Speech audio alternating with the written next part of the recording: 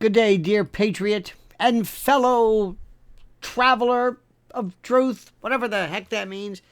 It is Christmas Eve, my friend, Christmas Eve, and from our home to yours, the best this Christmas, Hanukkah, Kwanzaa. Don't forget Kwanzaa. I don't understand what happened to Kwanzaa. Am I the only one who I guess. But it is Christmas Eve. And in a year filled with noise and confusion and absolute cowardice and gutless wonder and professional silence, Candace Owens has bestowed upon us the gift of balls.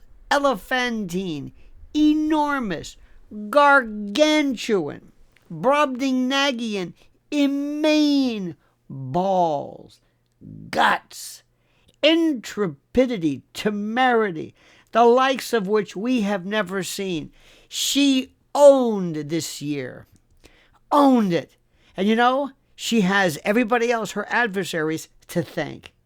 Candace Owens gave the country something rare, my friends. She gave us nerve, guts, balls, huevos, curione. She gave us clarity. She gave us an example. No wrapping paper, no fake sentiment, no ho, Hallmark nonsense. Just truth said out loud when it mattered most. Manifest and beautiful. What Candace has done is not complicated, and that is the point, dear friend. She didn't invent a new ideology. She didn't hide behind jargon or credential worship. No, nay. She didn't ask permission from donors and editors and party bosses or Ben Shapiro or polite society. She looked at what was happening. She called it the way she saw it and what it was. And she stood there while the arrows flew. That is the gift.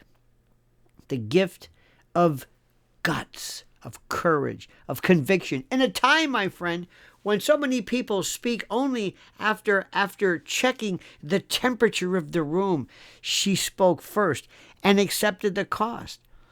People were saying, Candace, enough. She says, I'm not even close. Think about it. The people in the pantheon of toughness, of tough guys, who has more guts and corione than she does? No one. Alex Jones, remember, he's in the museum by himself. He's in the pantheon by himself. You got to exclude him, of course, what he's endured. But Candace Owens this year? My friend, we live in an age where courage is treated like some little PR problem. People want to appear brave without ever being brave, and they want the aesthetic of rebellion without the consequences, without paying dues. And CO rejected that bargain. She didn't hedge. She didn't issue soft clarifications later. She didn't apologize for being precise. She understood and withstood something very old and very American. If you do not draw a line, someone else will draw it for you, and it will not be where you want it. Let this be a lesson, my friend. And what makes her stand out is not volume or attitude. It is consistency, authenticity. She's been saying the same basic things for years, even when it was lonely. Family matters, truth matters, nation matters, reality matters. Lies rot and destroy institutions. Fear, ladies and gentlemen, empowers tyrants.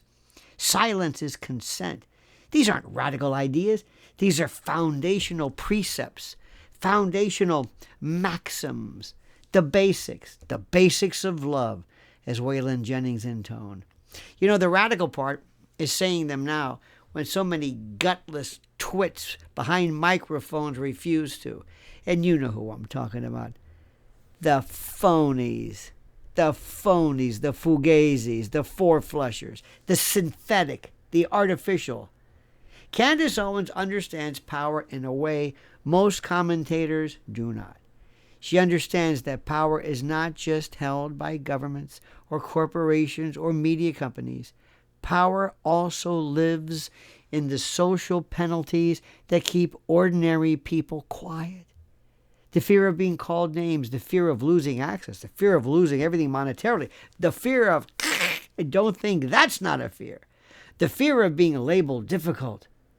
She confronted that power directly and showed others how weak it really is once you stop feeding it. She's a hate monger. I'm surprised you didn't. What is she, a racist, an anti-Semite? You name it, she's it. They're coming at her. And Tucker, who's a close second, on his best day, can't get near her. That is why her critics scream instead of argue. They're not responding to her point or to her. They're responding to the threat she represents. A woman who will not bend. A black conservative woman who refuses to play the role assigned to her. A thinker who doesn't outsource her conscience. That combination breaks the script. And when the script breaks, the operators panic. Oh, dear friends, there is something deeply American about what she does and has done and will do. It echoes the town square, the pamphleteer, the citizen speaker who believes the public can handle the truth without being managed. She talks like a person talking to other people, not like a consultant, talking to focus groups, phony, synthetic. She doesn't well up on cue. She doesn't give you a Tammy Faye. She's the real McCoy. And that is why her words travel and why they mean something and why you've responded.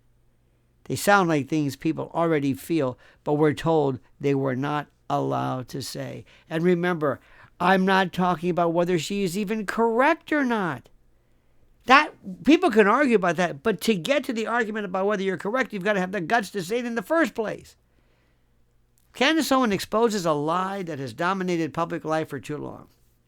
The lie that dissent equals hate. The lie that questions equal violence. The lie that obedience equals virtue. You know, Candace destroys and dismantles those lies simply by refusing to obey them. She asks basic questions. She points out contradictions. She notices patterns. She does not flinch when the room gets uncomfortable. And that alone is revolutionary now. And what she gives to people and her fans and her followers, her acolytes, is permission.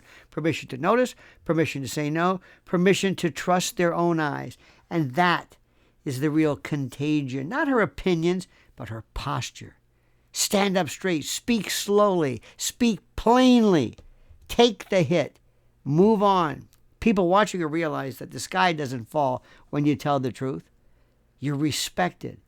The mob moves on to the next target. Life continues. Self-respect remains. No, in fact, it blossoms. And there is also generosity in what she does. She doesn't hoard courage. She models it. She wants others to pick up on what she's doing and pick it up and use it. And you can hear it when she speaks. There's an invitation there. Not worship me, but join me. Not I am special, but you can do this too. That is leadership in its oldest form. Candace Owens also reminds us on this holiday Christmas Eve that patriotism is not submission to authority. It is loyalty to principles. She doesn't confuse the flag with the bureaucrats who hide behind it. She doesn't confuse the nation with the people who temporarily control institutions and government halls. And that distinction matters. It's how free societies renew themselves instead of decaying into managed democracies where dissent is tolerated only in theory. Oh, my friends, Merry Christmas on this Christmas Eve from a woman whose courage has cost her. And that matters too. It would be easy to praise her if there were no price attached. But there has been a price that is incalculable. Inane, colossal smears, attacks, isolation, threats, attempts to erase her through erasure, attempts to scare others away from her. She absorbed it and kept going. That is not performative bravery. That is character. You don't see people double down today. Again, she may ultimately be wrong. She may ultimately not necessarily project something that you agree with. That's not the point. She's got balls. That's it. Pardon my French. She also shows that strength doesn't require cruelty. She can be sharp. She can be quick-witted and snappy with her tongue. She can be rapier. She can use her tongue as a lance without being mindless. She can be firm without being hysterical. She doesn't need, by the way, her male compatriots, those are the ones losing there. You know who I'm talking about. I mean, they just come unglued. She's like this. She never loses it. She doesn't need to dehumanize opponents to defeat bad ideas. And in a culture that thrives on rage and clicks and algorithmic anger, that restraint is itself a form of discipline. There is a lesson here for anyone paying attention. You don't need a platform to start. You need a spine. You need guts. You need intrepidity. Platforms come and go, but integrity compounds.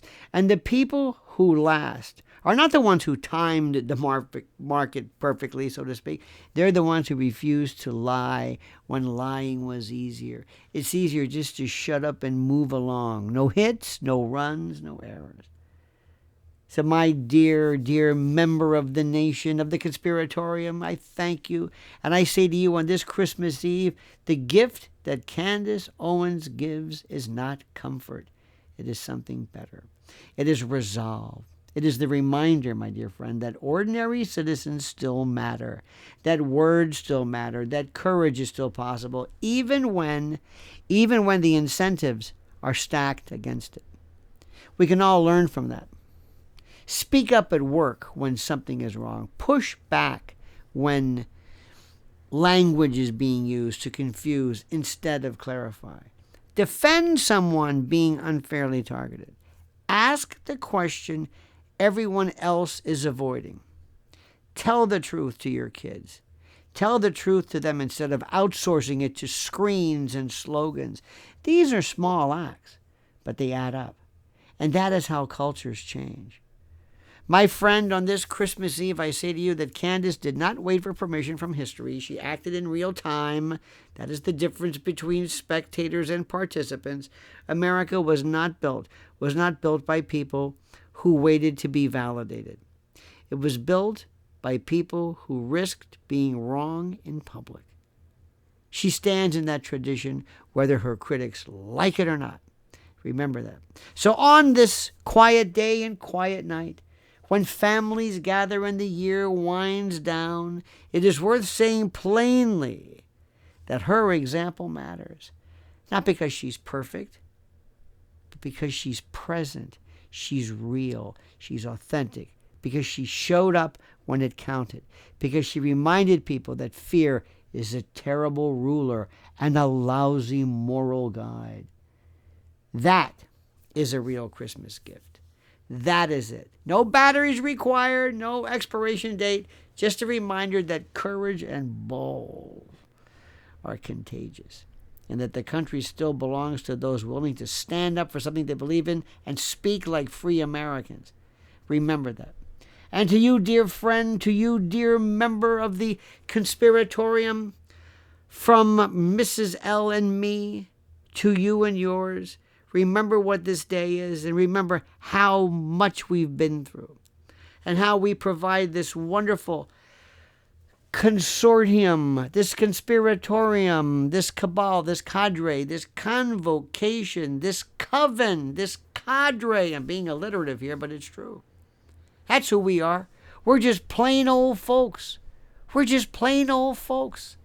Citizen patriots, lovers of liberty, just common sense folks who walk around and say, you know what, that's not right. And that's all we've been about, is just saying when something is not right. That's all. And I respect you. And remember, I've got your back. You don't have to be right. You can't live your life by saying, I'm not going to say anything because what if I'm wrong? Risk that. But whatever you do, don't sit back and just say, maybe now is not the time. Maybe it's so easy just to play it easy. I keep saying no hits, no runs, no errors, nothing ventured, nothing gained. We're not going to do that. So anyway, enough with me. Enough with this. Happy, happy, happy, happy day. Merry Christmas. Merry New Year's Eve to you and yours. It's been a wild year. And you know what? It's going to be even wilder. And you know what you can give to me? The gift among Filipino Krugerrands, I just made that up, is to like this video and to subscribe. And in the section that I've provided, as I normally do, your kind words and thoughtful prose are all I ask for. That's it. Have a great day. As a great Cam Fong, as Chin Ho said on Hawaii Five-0, we're all in this together, brother. Remember that. And until we meet again, it might be later on today, you never know. I ask you right now, my dear friends, to comment as you see fit.